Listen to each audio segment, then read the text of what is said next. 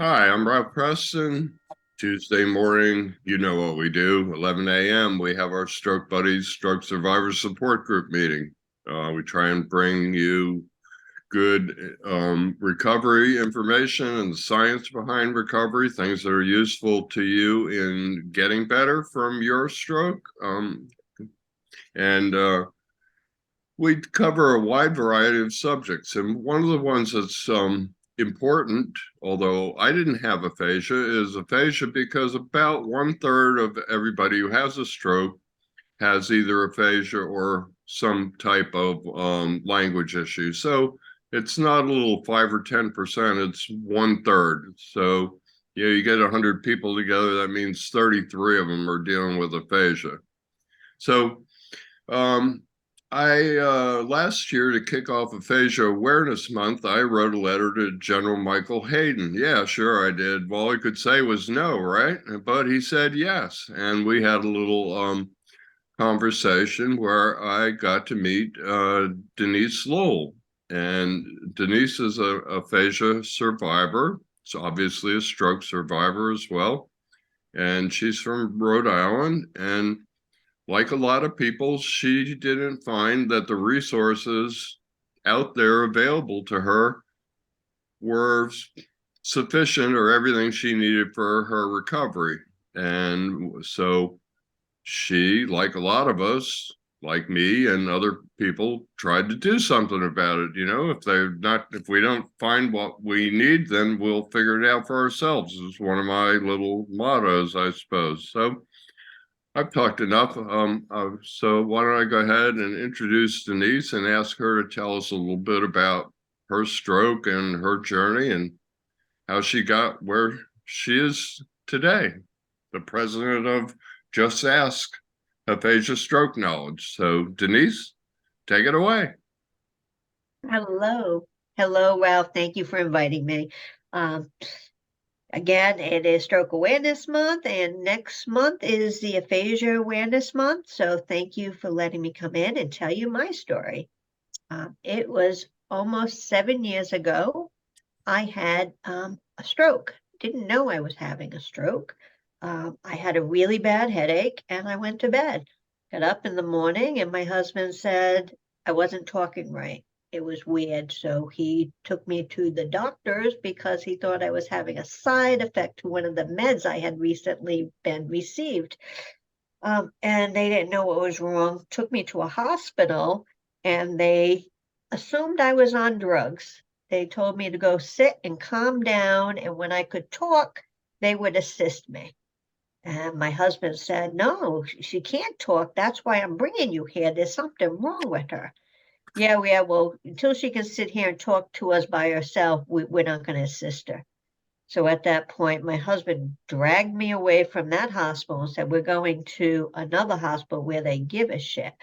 And apparently the police took him away and pulled me away. And apparently somewhere in my brain, I remembered that if you say I'm having a heart attack, they have to address you immediately. So somewhere my brain said, oh, I'm having another heart attack, and the hospital had to address me. One of the hints that some of my brain has been working while I didn't realize it was working is prior to that, I was a mental health counselor, and I worked with a lot of children with disabilities. So some of the disability laws and prevention was still in there. So somehow my brain decided that's what you need to do. Don't remember any of this happening. And then they couldn't help me. They sent me to a hospital in Rhode Island called Rhode Island Hospital, who is a stroke, what do you call it? A stroke hospital only. They're a major hospital. Certified stroke recovery center, something like Yeah, that. so they gave me some medicine there. They said they didn't know when I had my stroke, so they didn't give me any medication. And then by the time I went from that hospital to another hospital, I ended up having a different type of stroke. So I've had both a hemorrhagic, and an ischemic. Again, I have aphasia, so some of my words get confused and my definition gets flipped. So first I had my brain was swollen, so the clot was exploding. And then by the time I went to the next hospital, it started to bleed out. So my head has started to swell. This is the broken side, and this is how big they almost had to. They told my husband they're going to cut the brain open to relieve the pressure. But somehow that didn't happen. Whatever they did to help me, the swelling went down. And it took me about 2 weeks to remember what was happening to me in the hospital. So again, they did decide that they were going to have to say goodbye to me. They didn't think it was a survival. So it was really hard for my family to watch me in the hospital and not knowing what I was saying. They ended up bringing I have 3 granddaughters, my love of my life. They took the twins to the hospital to say goodbye to me. And when they climbed up in the bed and gave me hugs and kisses, they said it was a light bulb moment. And somewhere my body said, "You're not done yet. You have to get up and get going." And that's what happened. So somehow, whatever, if you believe in God or out outside bearings or whatever, somebody gave me a second chance to come back, and here I am. Was this journey anything fun? Hell no. And we all know what that journey is. Our life would turn upside down. It was a wreck. We didn't sign up for this journey, but here I am dealing with all this stuff. It's not fair. I had a major depression. I was done. I already had suicidal thoughts. I had a great plan how this was going to make life so much easier for other people. But again, because I couldn't speak well either. So now I've got the aphasia piece. So all the guys were husbands. If you were in my room, you were a husband. I had a lot of husbands back in the day. Even my sons were husbands. They were very devastated if I said husband, husband. Everything was butter. I could only say butter. I wanted a Coke or I wanted something. The words came out wrong, but I was able to pick pictures. So if my husband figured out, take her camera out and let her pick pictures, and she could communicate more effectively. So that's how my husband's been he's really supportive of me. And that's where we figured out this is aphasia. And Well, you're lucky to have somebody that's supportive. yes, he's very supportive, and he had no clue what he was doing either. So his life got turned upside down too. I handled the finances in the house. I did all of this, and he was very devastated that I couldn't do all what I used to do on my side of the team. So, and that was also, I think, if anybody's had to change their role in their partnership, parenting, or even, just not going back to work was so. I thought I was just going to get better and go back to work. 2 weeks, give me 3 weeks, I'll be good. And then when I realized I can't read case records, I can't do things, it's like, oh, this sucks. Now what? So I think most of you have been through that. And now what do?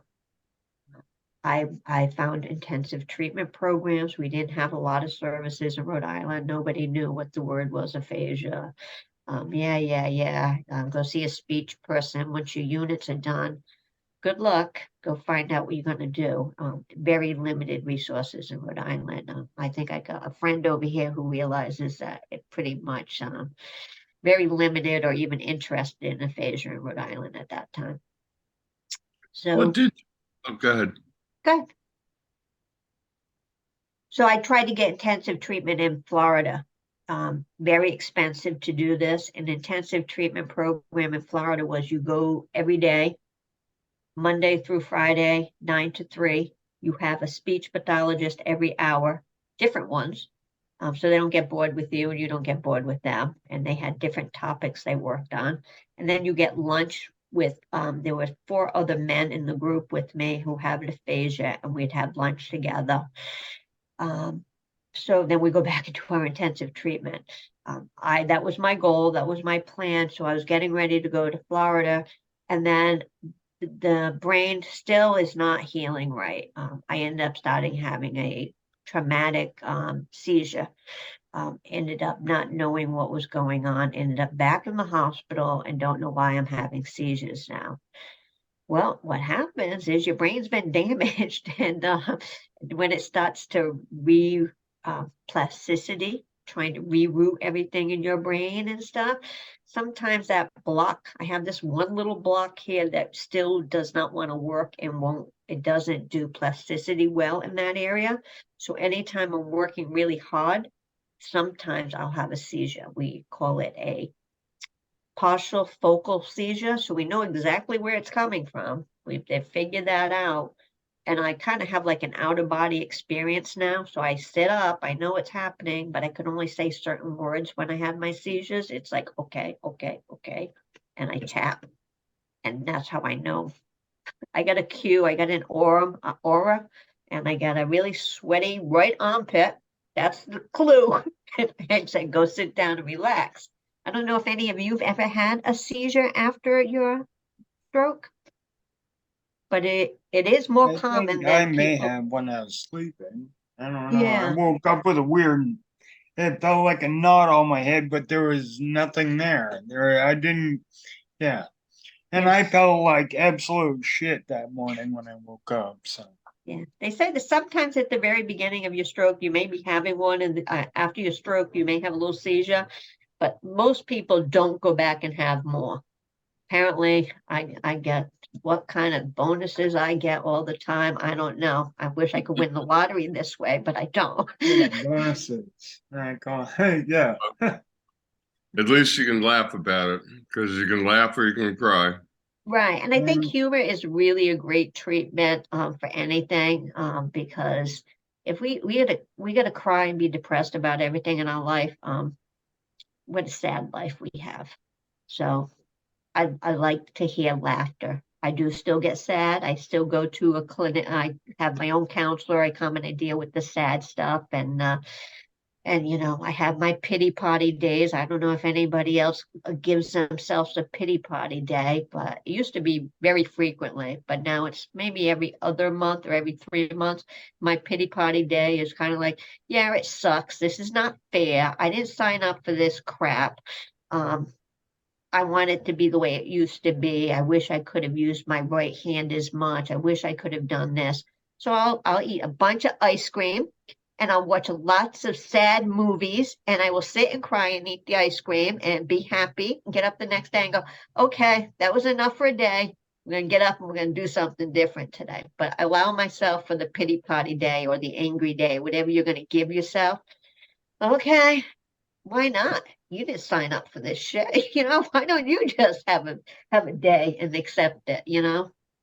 And I think you're the only one going to understand your situation. You can't describe this to anybody. I think it's kind of just what happens to you. This is very personally to you. I can't describe what mine looks like or mine feels like. Yours will be different. Yours will be different. And you just kind of accept this is kind of the new journey I'm on, and let's ride it out the best we can. And so when I came back and I couldn't find the services I wanted, I came back to Rhode Island and I said, damn, why don't we have what some of these other states have? Why don't we have this? So I said, I'm going to have a conference and I'm going to teach people a little bit about aphasia. If I can get 40 people at my public library and we can teach them about it, that would be a great goal. So I started friends helping me write a nonprofit organization. So our very first session was almost 5 years ago, and we had almost 100 people at the library that wanted to learn about aphasia and stroke. So I said, yeah, I think I'm on to something. People in Rhode Island really want to know. People want to know about a stroke and living with aphasia and all the challenges we have and how much resources are available. They just need to allow us to be there and be part of it. So that is my quick story, But on my Facebook page, I do show my whole story, more detail, and how, I mean, it's 7 years now. It does get better. Do I still not happy about it? Yeah. I wish some days it could be back, wake up in the morning and be back before it, but it's not that. So I get up and say, what can I do it today? What can I do different today, instead of just thinking about what I used to do? And then when I say, wow, I can do this now. I didn't think I could do that. Look at this. I can do that now. Or wasn't what I thought was really important and what I wanted to do, I realized that really wasn't that important after all. So those are the things you try to put that off your checklist. Why did I spend so much time and effort on that? That's not even that important to me anymore. Why did I do that? Oh, check. I got more time to do this again. I gotta reboot. I can do this again. I can try something different. And that's what I just hope everybody, if had a stroke, understand that you have a new opportunity, do something different. And yeah, it does stink, but look, we got a second chance to have a second life. That's what I'm saying. I'm going on my stroke anniversary. It'll be 8 years. 8 years in November. So I have my stroke anniversaries. And do you want me to show the PowerPoint, or do you guys want to do some Q&As? Ask me some questions. Either way. All right, do some Q&As, folks. Let me know what you want to know. I'm an open book. Okay. What kinds of things did you find worked best for you in your recovery? You mentioned that you went to this intensive program in Florida. I'm sure it was great for you, but I don't know how long it lasted. Even if it lasted a few weeks, that's probably not enough. Even with the intensity, that's probably not enough to get the whole job done. Good foundation. What kinds of things did you find helped you the most? And do you advocate that other folks with aphasia try for their recovery? Hey there, buddy. Your recovery is your direction. I think if you have a speech pathologist, an OT, or another therapist, make your goals your goal, because sometimes they're really intended professionals, but they need to listen to you, because what you find is interested in what you want to work on may not be the match of me. So although they've been to great colleges, they have great training, they have all this, but you need to let them know what is your interest, what's your goal, and what you're going to focus on. I mean, if you're going to, one of my stories, I go out when I present at speech pathologists, and I try to teach them how to be the best speech pathologist they can. And one of the things I teach them is, just because you did this great program, this speech project, you went to college, you showed this thing, you did this great thing about teaching people with using animals and zoos and stuff. I mean, they've got a great plan, they've got the goals, they know how they're going to work through that, and I'm going to be able to name all those animals and know more about the zoo. I don't care about zoos. I'll take my grandkids to a zoo, but that's not my passion. That's not what I wanted. So I went through all those sessions. Let me change my light here. So if I wanted to learn words and speak more fluently, it has to be a topic that I want to be interested in. So if I want to learn about Law and Order, my favorite TV show, let me remember the characters. Let me learn things that are interest to me. And I think the speech pathologist and the professional, same with teaching us to walk, lift our hands, do those things. Why would you learn to lift a rake if you don't rake? So they're teaching you how to rake with that leaf, but I don't care, because I'm not going to rake. If I wanted to learn to cook something, then teach me some tools to cook more independent. If I want to learn to golf again, then teach me how to use my hands. If I only have one hand now, teach me how to golf with one hand. So I think that's one of the biggest challenges, I think, of having services to professionals is to make sure they know what you're passionate on, what you want to do, not just because they know how to teach me how to do something or they're going to educate me on how to do this more independently. But it's not a great use of my money, my time, or effort if it's not that important to me. So that's my thing, to tell them what you want to do, not what they want to teach you. Well, I think the Denise, I have a question. What did it feel like to have aphasia? Because like I have from your story, we kind of have a common place in like my brain swelled up also, but like it pinched my optical nerve and it pinched the nerve that goes to my voice box or my throat. So like I had a different I had a different speech issue. I had dysarthria. Um,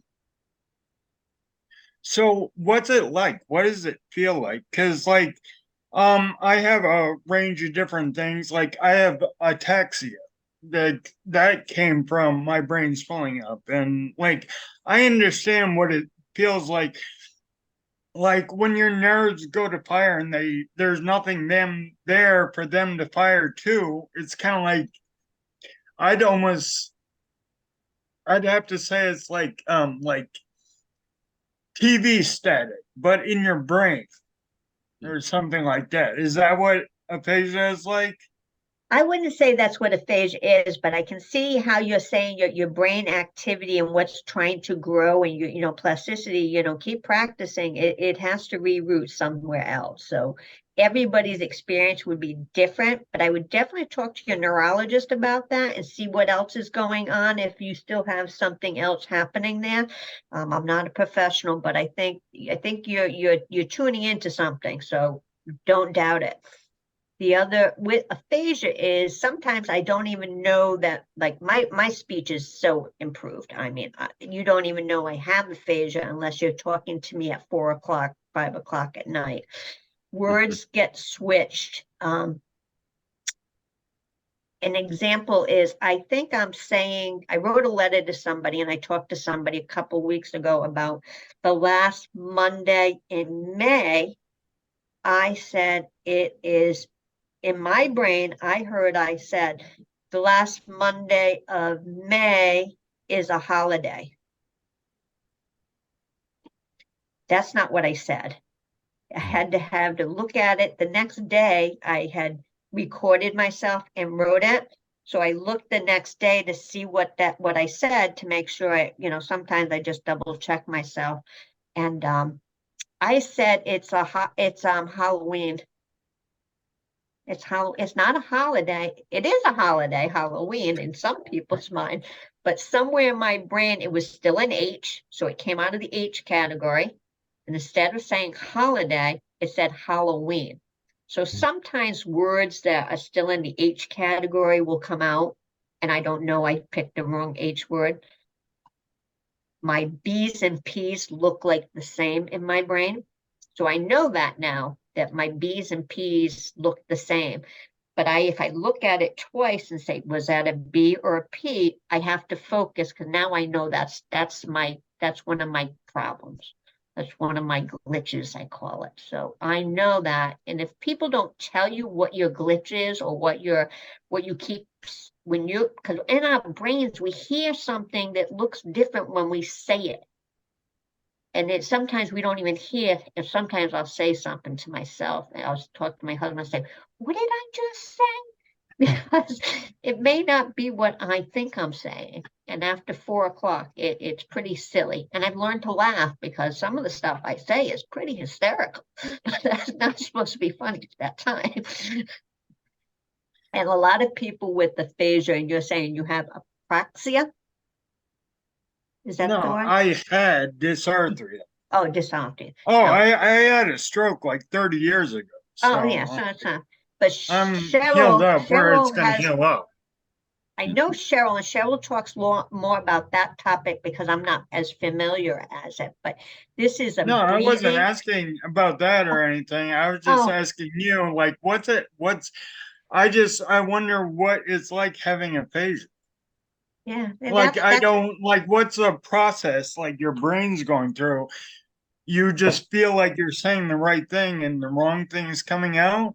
yeah, that's sometimes the other way I've had other people explain it really a good way I would say it is, say you went to let's say we went to France and you weren't used your phone, you weren't taking any communication devices, but you know what you want to eat at that restaurant and you can't talk in French. Is that the French? You Yeah, can't speak that's the French. So you you you can't, got that right. but yeah, but you can't go to, you want to go to the bathroom and you want to tell somebody you want to go to the bathroom and you can't say that in French and you only use pictures every now and then, or you think you said something, it comes out wrong. But say you're in France and you're trying to communicate. Your intelligence is there. You know what you Yeah, want. You know what you yeah. want to do. You just can't verbally communicate. Your intelligence intact.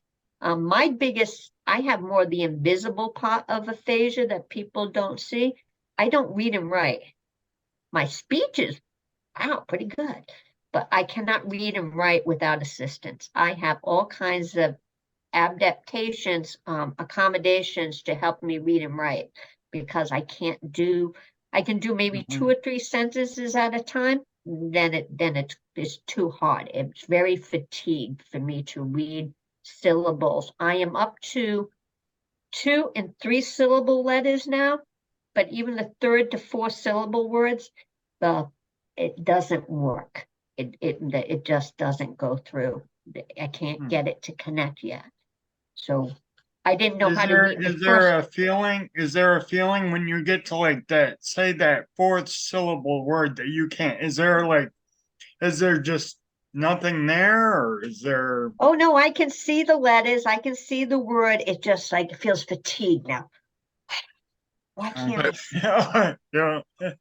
I got one for you, Abraham. I didn't have aphasia, but there were people in the rehab hospital who did when I was there, and they also, when we all got out, we all continued to go to the stroke group. And the Denise has talked about the confusion issue, but in the early days, I understand there's some you can't even find the words, let alone confuse them in the first place. So one of these two people said to me, they're both women, and not that that matters, but one said, it's like I'm looking in the closet and I see all my clothes, and the clothes are the words, and I know what I want to wear. I know what I want to say, but I can't get them off of the rack. And Okay. the other one said, it's like the words are butterflies flying by and I can see them, but I can't grab them. That's a So good Okay. I idea. thought those were both of those were pretty good descriptions. I also worked with a guy. Actually, I got more intuitive about what he was trying to say than his wife, and I didn't understand why when they had an iPad and we had he could write and draw. Why are we making him go? His thing, Denise, was the thing, the thing. Instead of the husband, Okay. everything was the thing. He wanted the thing. And one day I said something about like she said something about the iPad. I said, well, why aren't we using the iPad to communicate with him? So we did that day, and then she never brought it out again. Another time Yeah. I suggested a list. But like I'm kind of intuitive, so I would like pay attention to like what he might want or what was next, and I would say, "You mean this thing?" And he'd go, "Yeah, the thing." Anyway, so there's an inability to all these people expressed to me that they kind of knew what they wanted to do, but there was a inability or a block to get to the right words to even be able to say the wrong word. I mean, because Jim always said, the thing. Whenever he got upset at anything, he'd just go, Jesus Christ, Jesus Christ.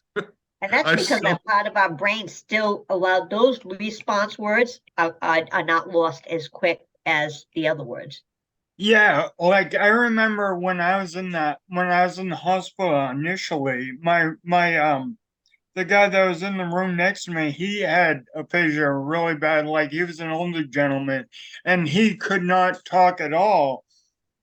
Even with his wife, he wouldn't talk to her. But like when he got like overwhelmingly overstressed, then he'd be like, yeah, no, he'd say no. But only when emotions and stress got really high. It was the weirdest thing. I don't know if that's normal. I don't know. I was 17 years old. I was kind of a little bit scared myself. no kidding. Well, sometimes people can do one thing and not another. Before I had my stroke, I knew a guy who had a stroke in our neighborhood, and he ended up being able to read but not write. And some people can write but not read. Some people can't talk. There's a lot going on. You got a broker's area, and I think it's Wernicke's area, and they have to communicate. There's actually a small language center on the right side of the brain. Broca's and Wernicke are on the left. There's also a small center that communicates back and forth. So all kinds of things can go wrong. And they say there's four parts. There's the speech, it's the speech, reading, writing, and comprehension. If you have aphasia, you can have just one of those, or you can have all of them, or you can have these two and those two. There's no. I think I have trouble like writing stuff down. I miss words when I write stuff down. I know that's like aphasia because when I read it, it seems right to me every time I read over it, but it's wrong. Because I know what I'm trying to say. I know what I'm trying to say. I can't read. When I read, I skip over past a whole bunch of words and go down to the other sentence. Oh. Did you have aphasia? Did you have aphasia, Marilyn? I think I do have it sometimes when I get a little talking. I can't get out the words and I can't remember this and this and I can't read. So I use Audible all the time. Audible, whatever it is. I listens to that. Yeah. Yeah. And that's what I don't think a lot of people understand. You may have aphasia, and it's somewhere in your discharge plan. Down in the bottom there may be a little type of thing that says aphasia, and that's how my husband found out what I had, because they just had, here's your speech, here's your OT, here's your PT, but didn't really explain what was wrong with us. With us, yeah, he gets it too now. But, he was reading it saying, do you know what aphasia is? And asking everybody, do you know what aphasia is? And nobody knew what it was. And he's a very dedicated person. We went to the bookstore and we found Stroke for Dummies and found a paragraph in that one that said what aphasia was.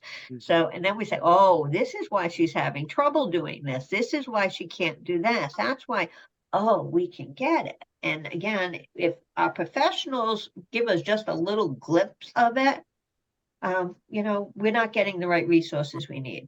Like you said, it's like 30% of people who have had a stroke has aphasia to one degree or another. Most people that have a severe aphasia are more, more prominent, they have aphasia. Then you have like, we have, who's the actor here, Bruce Willis. Bruce Willis has aphasia.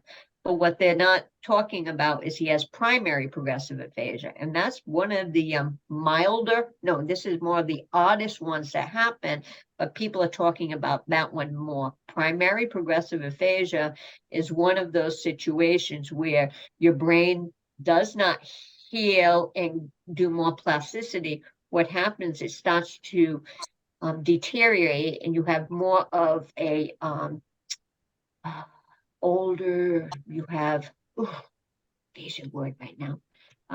You have more of dementia type of pieces, and you start losing parts of your body, using your regular function, whether going to the bathroom, using your hand, remembering what's going on.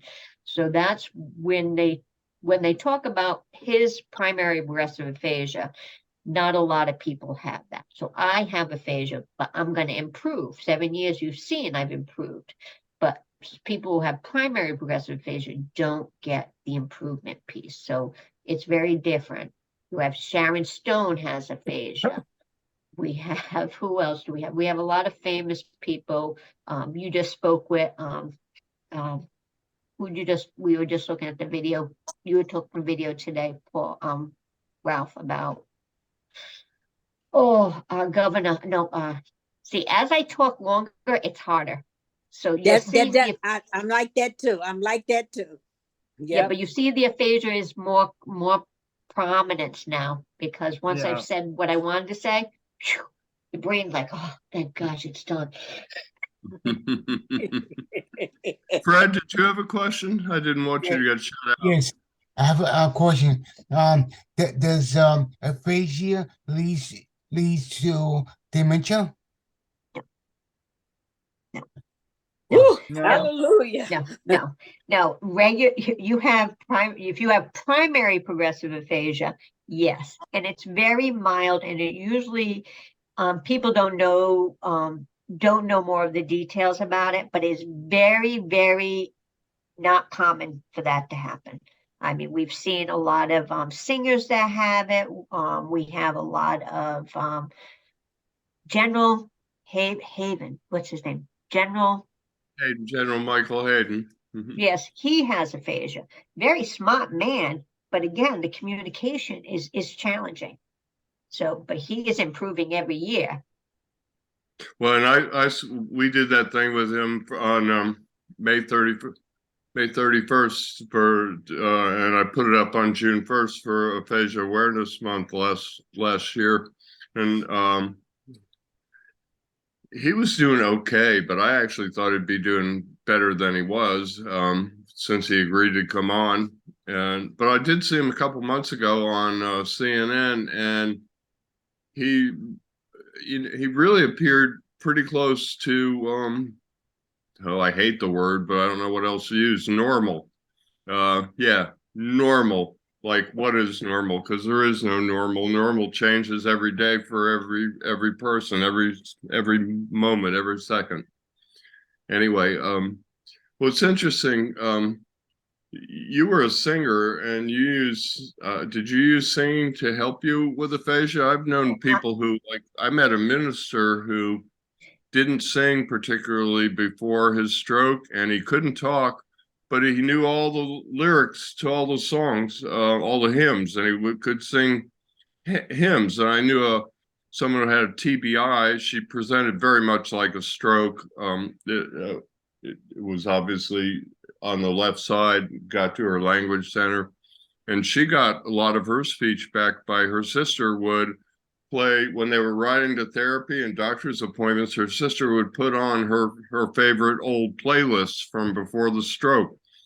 And at first she just started trying to mouth a few of the words in the chorus, and then she was singing along with the choruses, and then she was singing along with a lot of the songs. So familiarity somehow, the familiarity to certain things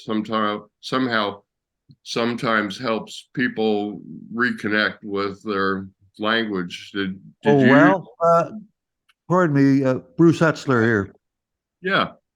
Yeah, you're talking about listening to the song list.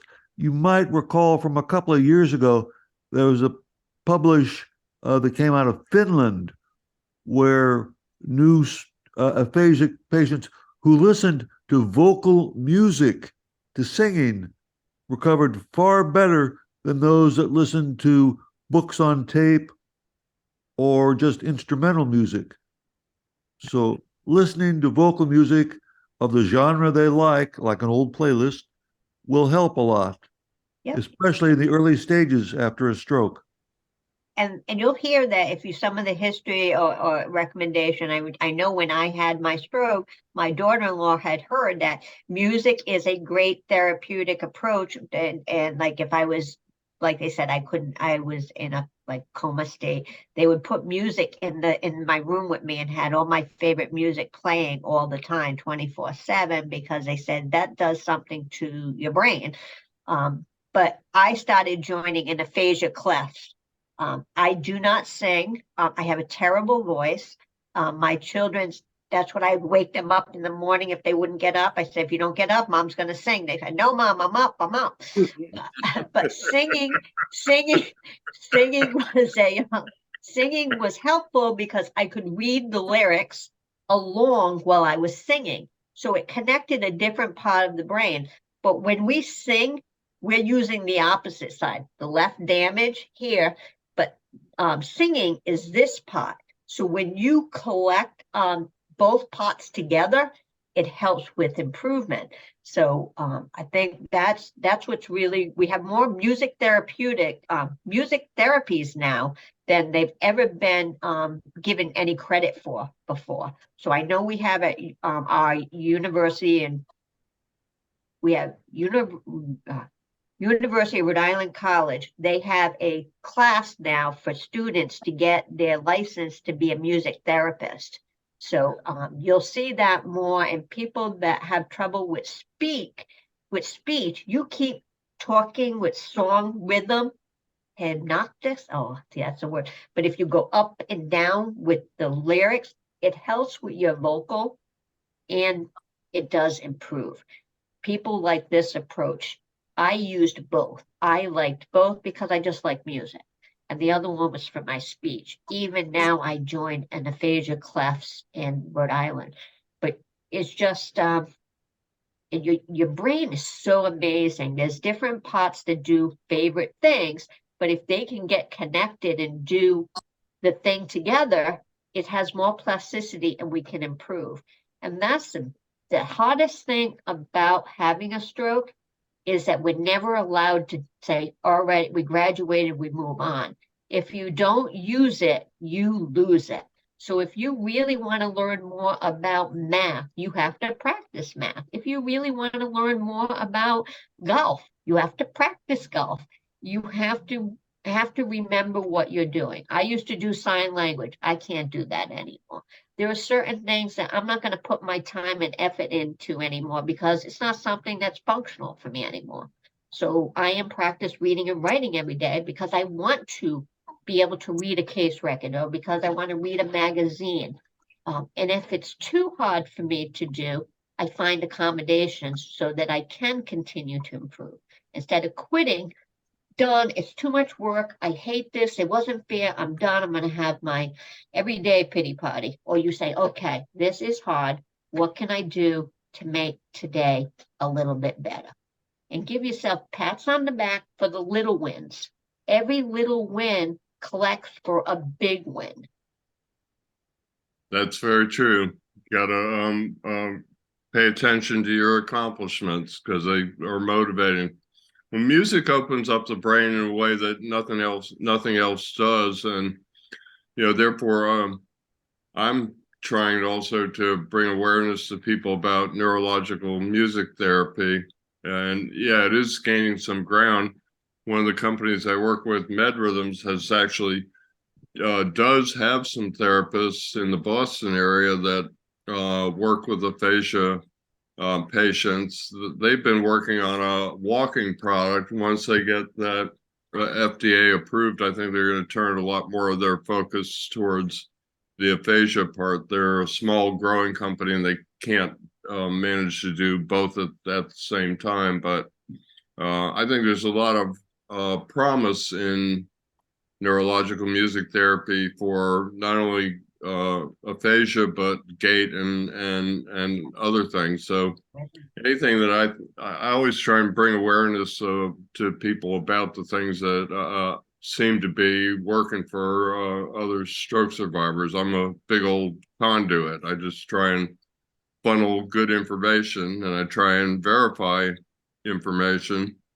And I have to thank Dr. Hetzler.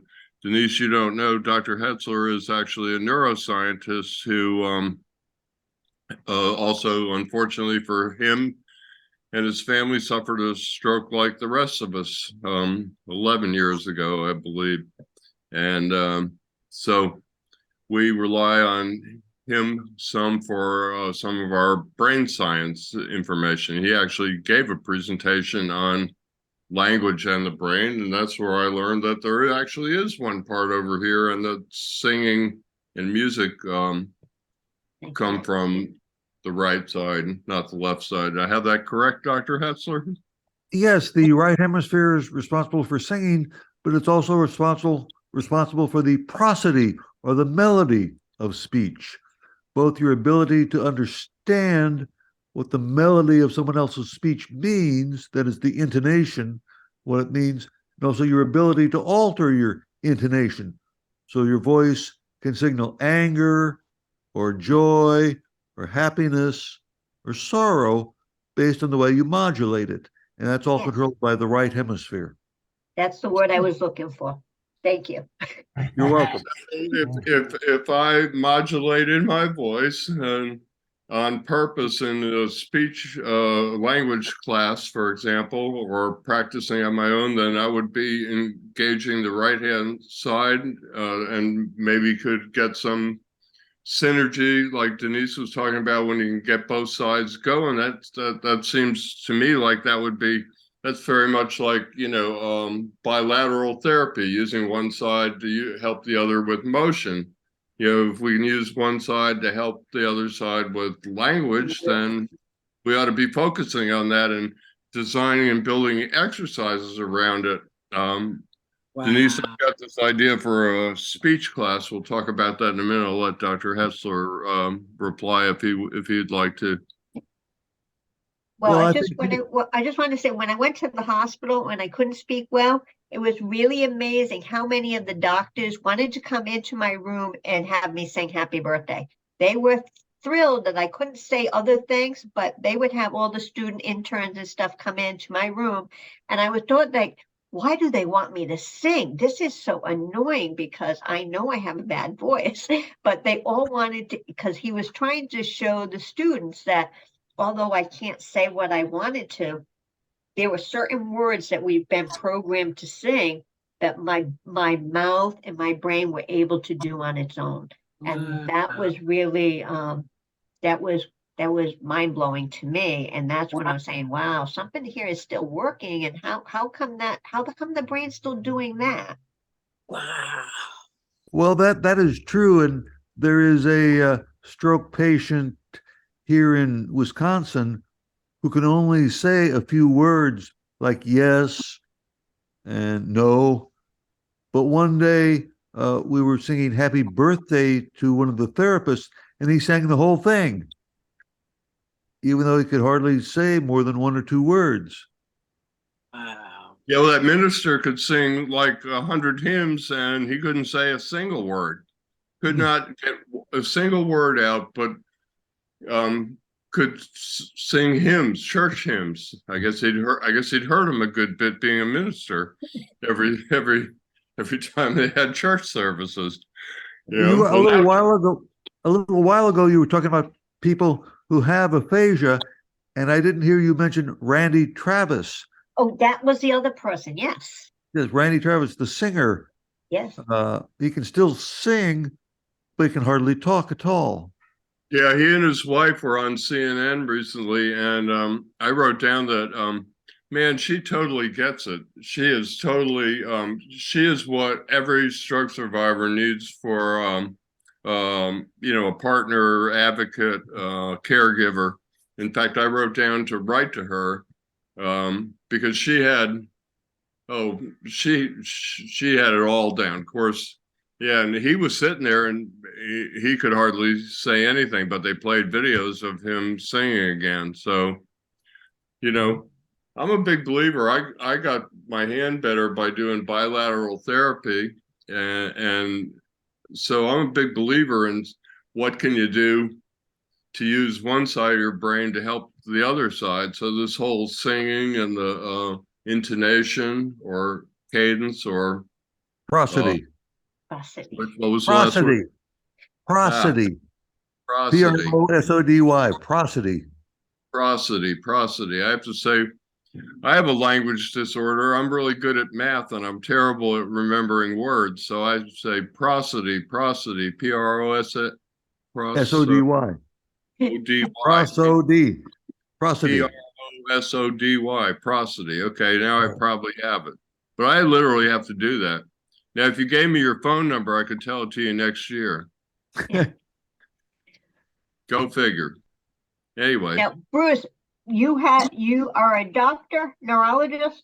No, I have a PhD in neurobiology, and I was a professor of psychology and neuroscience at a university for 43 years. I was a mental health counselor prior to my stroke and assisting people with mental health and depression. So this is, it's funny how everything comes full circle again. If you would love to join to Just Ask and talk about your story to my members, I would love to have you be one of our guest speakers. Well, I'd be happy to. I'm the sort of doctor that doesn't help anybody. Right. Your knowledge is powerful. So knowledge is powerful. So I think that's amazing. He always says that, and it's funny, in the sense he's not a medical doctor. He doesn't prescribe. He's not a physical therapist. He can't tell you necessarily. Well, actually, you do know some therapy, but obviously understanding how the brain works is a very important thing, or we wouldn't be here on Tuesdays, and we wouldn't have had Dr. Hetzler do 6 different presentations. He's done them on neuroplasticity, spasticity, language, overview, sleep, and oh gosh, what's the 6th one? Anyway, he's done a lot of good presentations for us. And, one of the things I try and preach to people is learn all you can about the brain. I got a few basic things. One of the things you hit on was goals. If your therapist isn't talking to you about goals, it's time to either bring them up.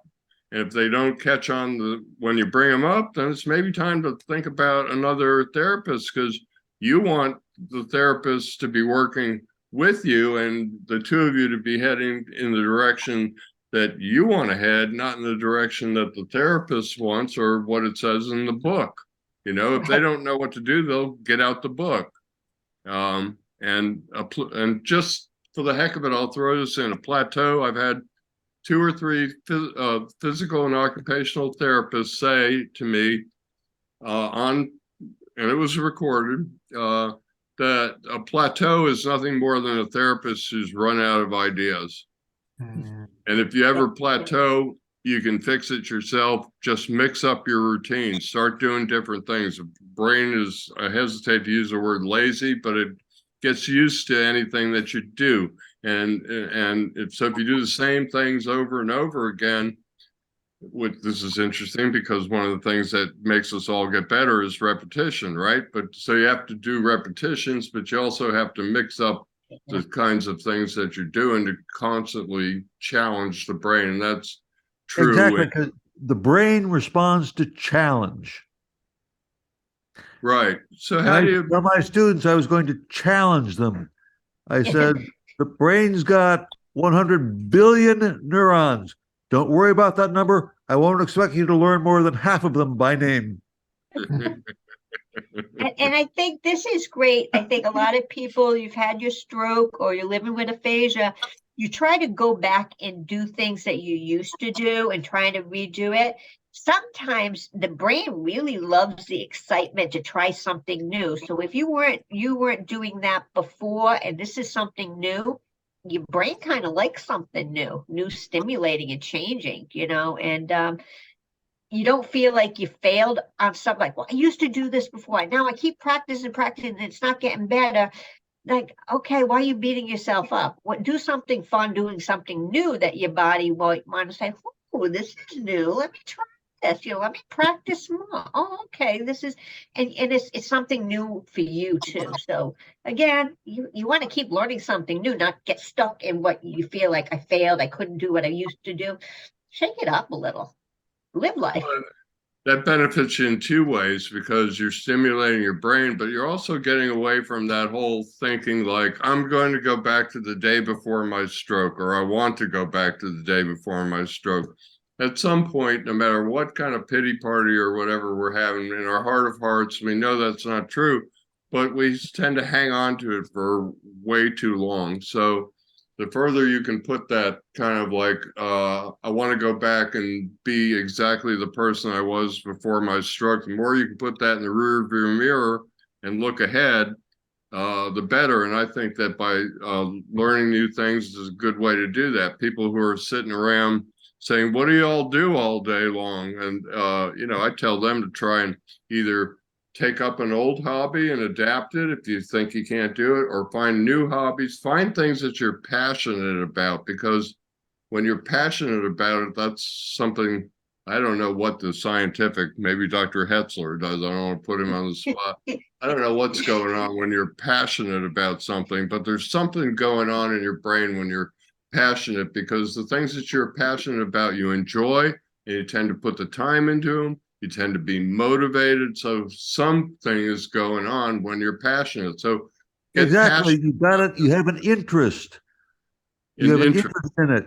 Your brain has got a spotlight of attention. You pay attention to it when it's exciting, and you're therefore more likely to remember it. Spotlight. You're exciting one of those 1 billion brain cells, right? 100 billion brain cells. Yeah. You want to get them all? Yeah, you're exciting one of them. Yes.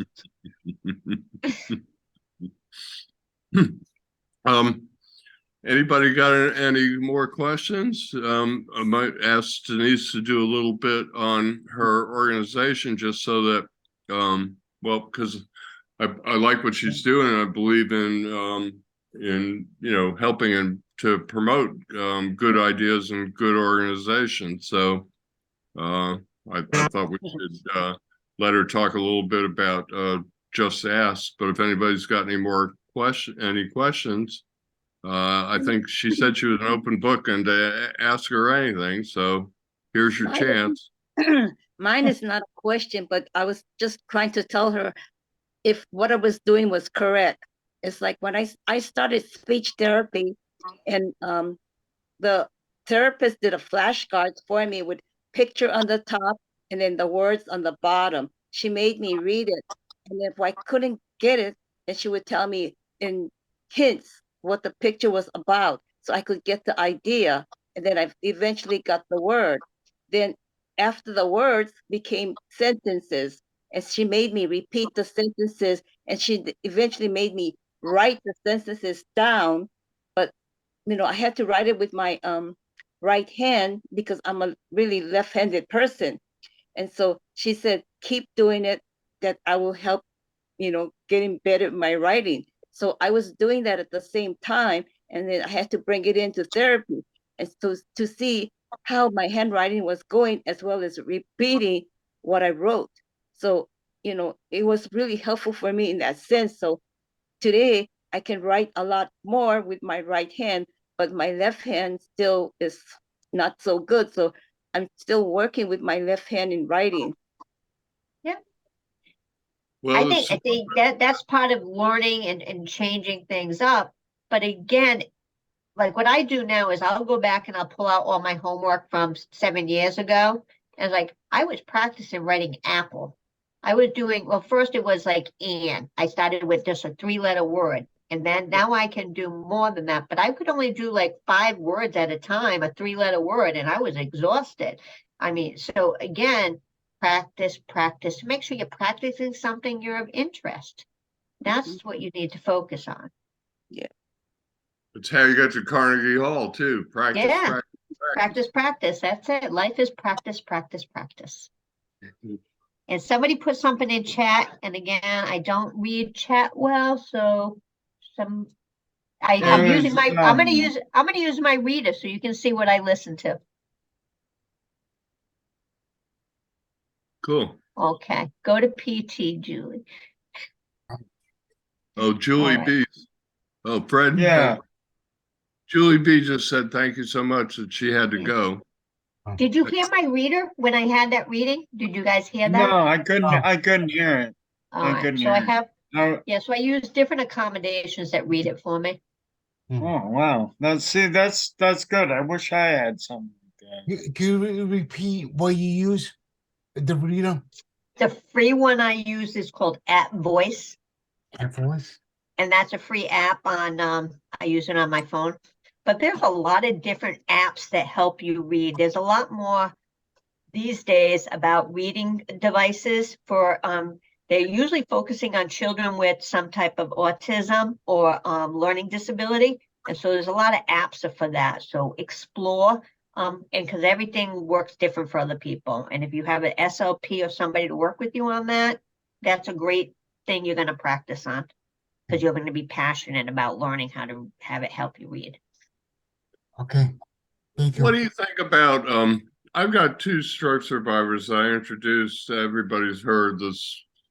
Uh-oh. Oh, I'm sorry, I Okay. shared that. No, that's okay. I thought I suddenly thought occasionally my internet goes out and I get kicked out of my own meeting and it stops recording it. So that look of horror on my face for a split second was when you shared the screen. I thought that the recording had bombed. I was curious what you thought about. I got two people I introduced that have they both have dysarthria. And they didn't know it when I introduced them, but they've discovered it, that they had the same kind of stroke, same kind of language issues. They started texting and then they started talking on the phone, and now they make up lists and they read them back and forth to each other over the phone, and they're training their phones to recognize their dysarthric, if that's the right adjective, dysarthric voices.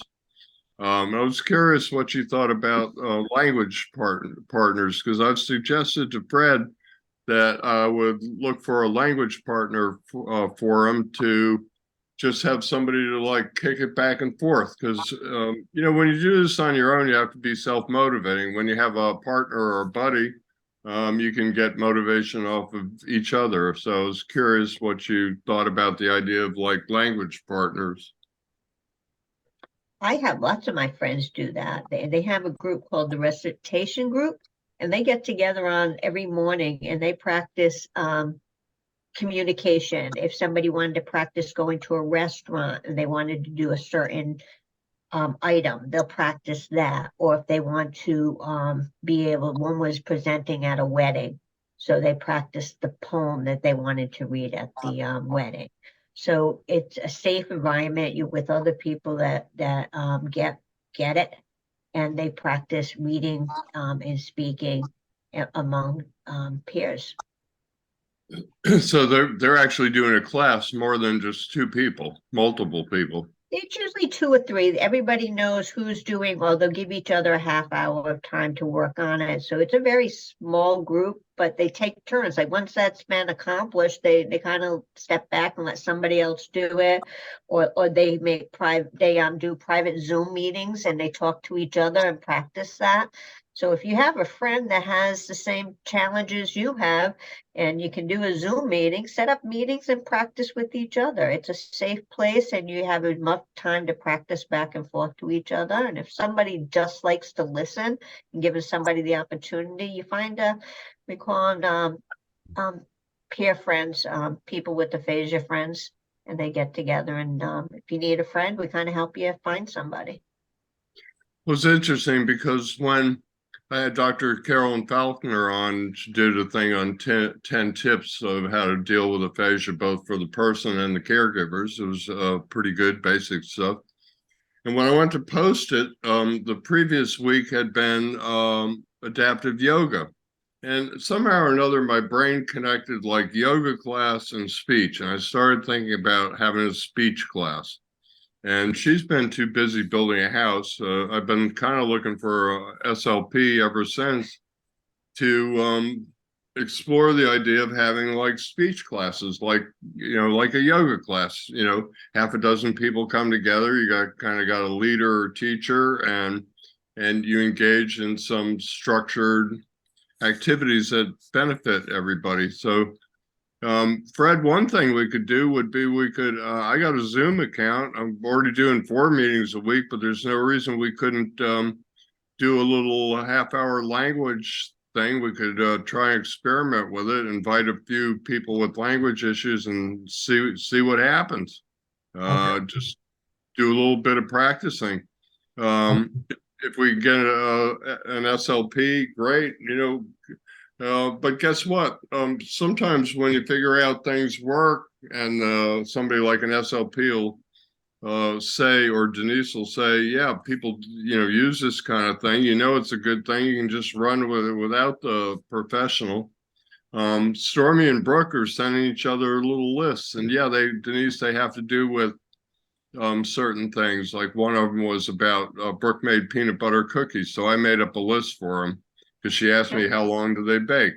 So they usually have like 5 little short sentences. So I made up like, how long do you bake peanut butter cookies? Peanut butter cookies don't have any flour, so they don't turn brown because you can't see them turn brown. That's how most flour cookies are done. So anyhow, you can make up things. It's a great idea.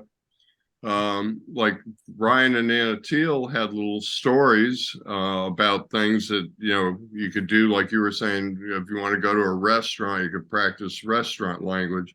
It'd be a lot like going to France and practicing how to order a glass of wine and how to find the railroad station and how to find the bathroom. Because if you drink the wine, you're going to have to find the bathroom too. So, I remember 5th grade French, ou la bibliothèque, are you going there right now?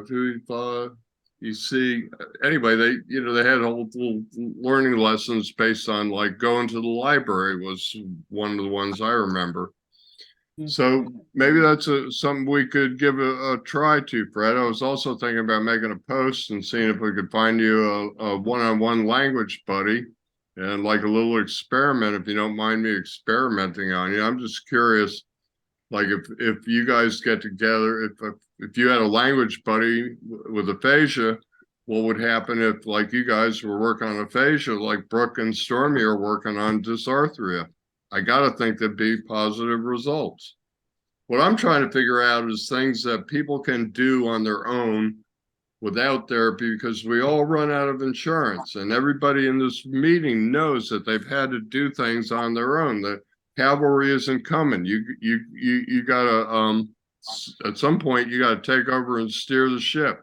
And the more you know about speech, the more you know about the brain, the more you know about the things that you're trying to work on to get better, the better off you are. So that's why I'm interested in language buddies and speech classes, because I'd love to have some. One of the groups I did attend, and I worked with the library literacy program, and I ended up meeting a person that helped me with the reading and speech. And now she's become one of my best friends. So we've been together for many years, but that is how it helped me to practice reading and writing, is because we got together and we practiced the literacy piece. And that was just in the library. And you don't necessarily have to be connected to a stroke or an aphasia group. Find out what's going on in your community. I mean, if there's a book club you like, you can go to a book club, just educate them that you have a challenge in your life now, and they will be educated and you'll be more involved in your community. Okay, well, good. Because, what I'm always, since 1/3 of stroke survivors have language issues, and most of them aphasia, most of them brokers aphasia, but broca, not broker. I'm always trying to find things that people can do on their own to help with their own recovery. So thanks for that. Why don't we have, I don't know if you obviously you're running a nonprofit and you're a busy person, so I don't know how much time you have, but if you'd like to do do a little bit about Just Ask, that would be great. Just tell you a little bit, but it's something you can do on your own. We try to make it so visually appealing and easy for people to follow. But my biggest thing I'm trying to share you with is information about our 5th annual conference. Our topic is mental health and hope. So this is a free conference, and I know that was very challenging for me to learn more about my disability without getting the training and the education I needed. So we started running the conference so that people wouldn't have to pay. And we continue to have these conferences, and we invite anybody who's had a stroke, aphasia, a care partner, your doctors, students, anybody that wants to learn more about mental health and aphasia and a stroke. You're welcome to join the group. You just need to register, and you'll be registered for all of the sessions. These are the sessions we're going to be talking about. It's going to be in June during Aphasia Awareness Month. And the first session is going to be things you should know about mental health and aphasia. So that is, I'm actually going to be helping present with Dr. Hinckley and Trish Hembridge. We've gone out, we've presented to other events and conferences throughout the New England area. Other people had to charge for, got paid. They had to pay to go to those conferences. So all our aphasia friends and stroke friends don't have to pay. Nobody has to pay for the Just Ask conferences.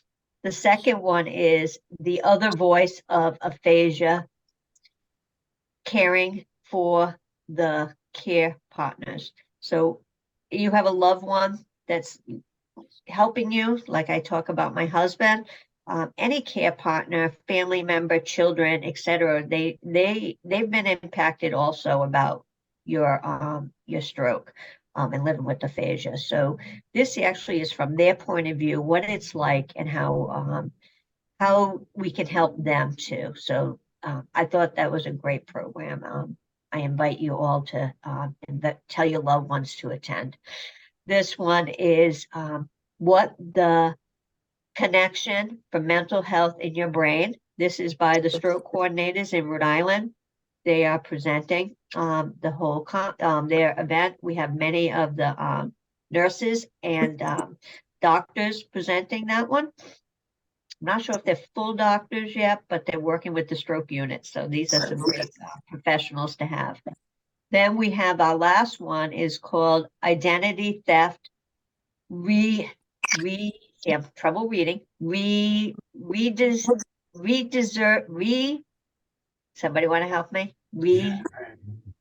Rediscovering ourself after a stroke. So, and this is by Deborah Meyerson. If anybody's read Deborah Meyerson's book, Identity Theft, her and her husband, Steve, will be presenting that one. So that one's going to be at 1 o'clock. Most of all the other three events are at 3 a.m. Eastern time.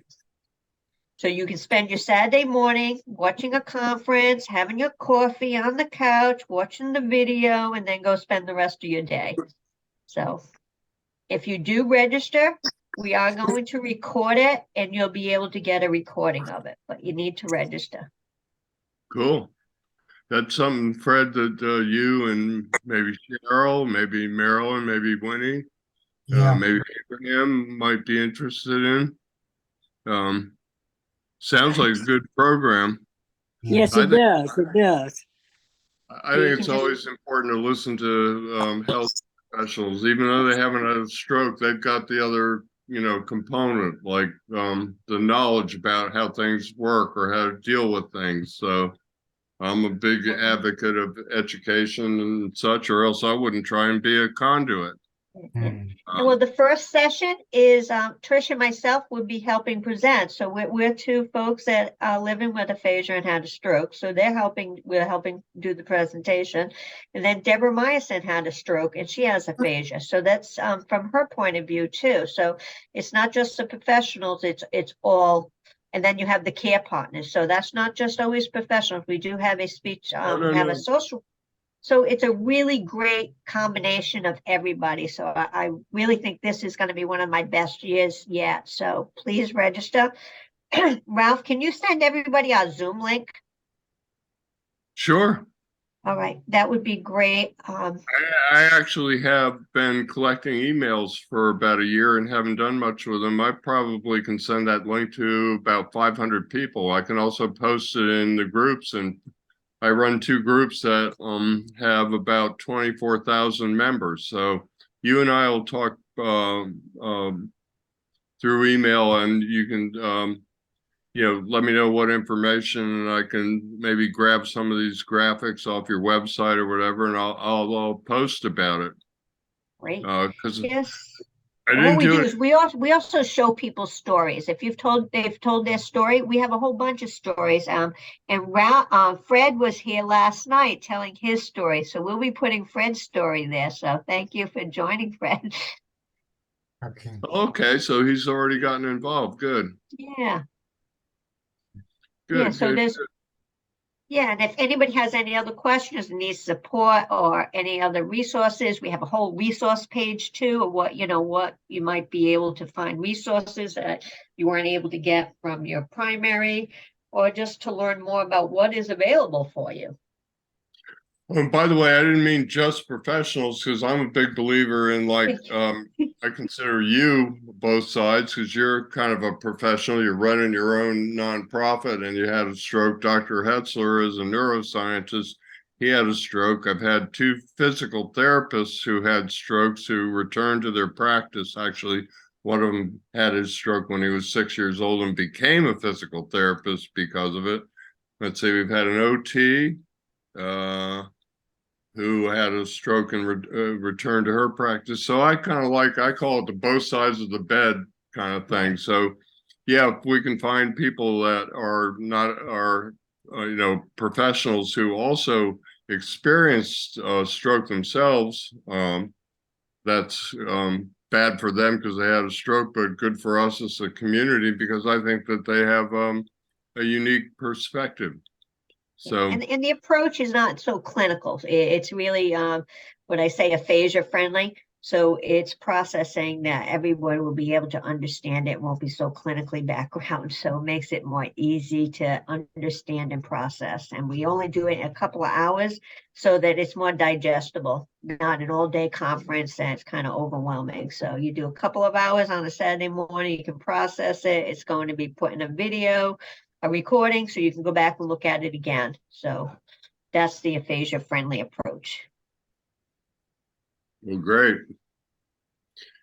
Anybody else got anything else before we let Denise go? I don't hear anything.